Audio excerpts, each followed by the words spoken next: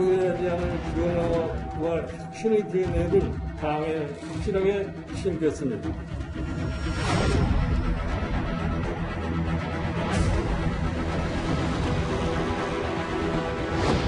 국민은 하나입니다. 국민의 내 편으로 따로 나눌 수 없습니다.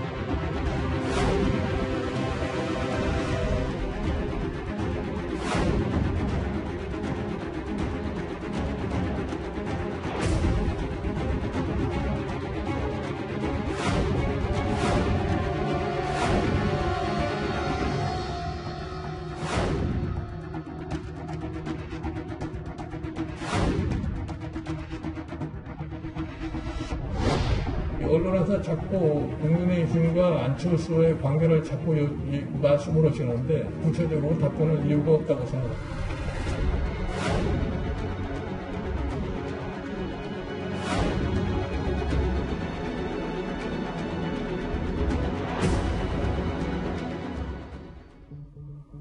앞서 짚어본 대로 김종인 비대위원장은 지금 귀가 조치돼서 이 당직자 코로나 확진 판정을 받았기 때문에 그러는데요.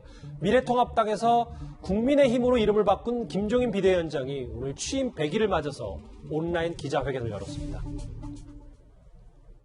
저는 솔직히 얘기해서 문재인 대통령이 모든 측면에서 다 잘하실 줄 알라고 믿었어요. 왜냐하면 야당 때 여당의 잘못을 지적을 많이들 했기 때문에 가장 잘못한 것이라고 생각하면 뭐냐면 우리나라의 민주주의 기반이 될 수 있는 상권 분립 자체를 갖다가 무너뜨리는 일을 하지 않나. 이도원 의원님, 네. 오늘 간호사 격려 메시지에 대해서도 어느 정도 김종인 위원장이 언급을 했지만 실제로 삼권 분립 무너뜨린 게 문재인 대통령의 가장 큰 잘못이다라는 얘기를 했거든요. 원래는 김종인 위원장이 저렇게 거창한 정치적인 담론을 얘기하지 않고 구체적인 이제 민생이라든지 경제를 잘 파고드는데 아마도 100일 기자회견이고 하니까 좀 큰 어젠다 그리고 향후에 이제 좀 크게 정치를 이끌어나겠다는 그런 측면에서 저런 얘기를 한 것 같고. 지난 100일을 조금 돌아보면은 몇 가지 이제 성취라고 할까 이런 부분들이 있었죠. 당명 바꾼 게 뭐 잘했냐 여부를 떠나서 어쨌든 약간의 개혁의 몸짓을 보여줬고 특히 이제 호남과 관련해서는 새로운 접근 방법. 지난 총선 때 28개 지역구 중에 12개만 공천할 정도로 사실상 포기한 지역을 다시 일으켜 세우겠다는 강력한 의지를 보였기 때문에 그런 점은 평가해 줄 만합니다. 그런데 우리가 착시가 있는데 내년 수년에 대통령 선거가 있습니다만 우리는 보통 그동안 12월 선거에 익숙해 있는데 수년에 3월에 시작하기 때문에 실제로 대통령 선거까지 1년 6개월밖에 남지 않았습니다.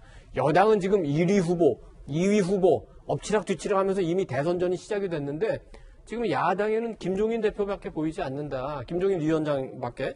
김종인 위원장이 30대, 40대 비대위원장 이렇게 거느리고 다른 정치인들의 어떤 성장할 기회의 문을 열어주지 않는 거 아니냐 이런 비판도 조금 있습니다. 야구로 치면은 김종인 위원장은 선발 투수도 아니고 마무리 투수도 아니고 릴리프 중간 개투라고 할 수 있죠. 1, 2이닝 잘 던지고 다음에 물려주는 본인의 역할을 잘 인식을 해야 되는데 올해 연세가 80세입니다만 아직도 욕심을 버린 거 아니냐. 그래서 대선 출마할 겁니까? 많이 묻는데 한 번도 딱 부러지게 아니라고 얘기를 안 해요. 갖고 있는 게 아니냐. 그렇습니다. 그래서 만약에 지금 굉장히 잘할 수 있는 조건들이 많은데 만약에 김종인 위원장이 본인이 욕심을 갖고 있다.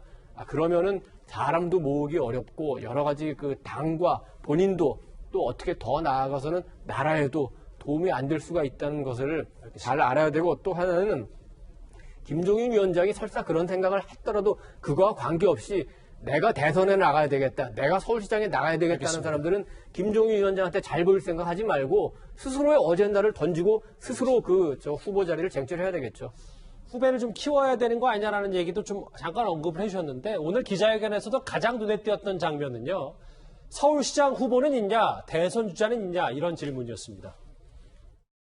자연 발생적으로 우리 당 내부에서의 소위 대통령 후보가 나올 수 있으리라고 확신을 하고 왜 안철수 씨에 대한 질문을 이렇게 많이 하는지는 이해가 가지는 않아요. 안철수 개인을 볼 것 같으면은 앞으로 어떤 생각을 가지고서 정치 활동을 하는지 저는 전혀 알지를 못하고 알 필요가 없다고 생각합니다. 근데 언론에서 자꾸 국민의힘과 안철수의 관계를 말씀을 하시는데 저는 그거에 대해서 구체적으로 답변할 이유가 없다고 생각합니다.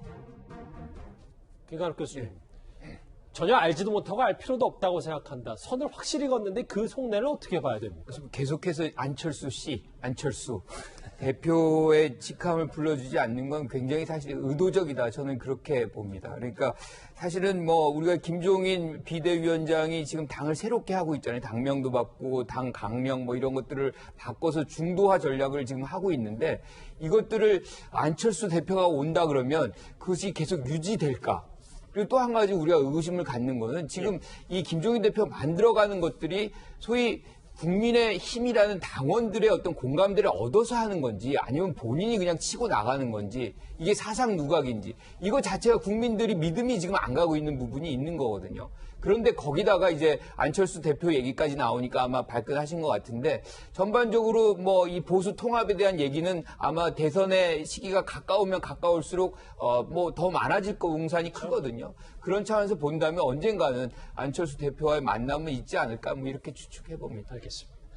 오늘 취임 100일을 맞은 김종인 비대위원장 얘기 정리를 해봤습니다.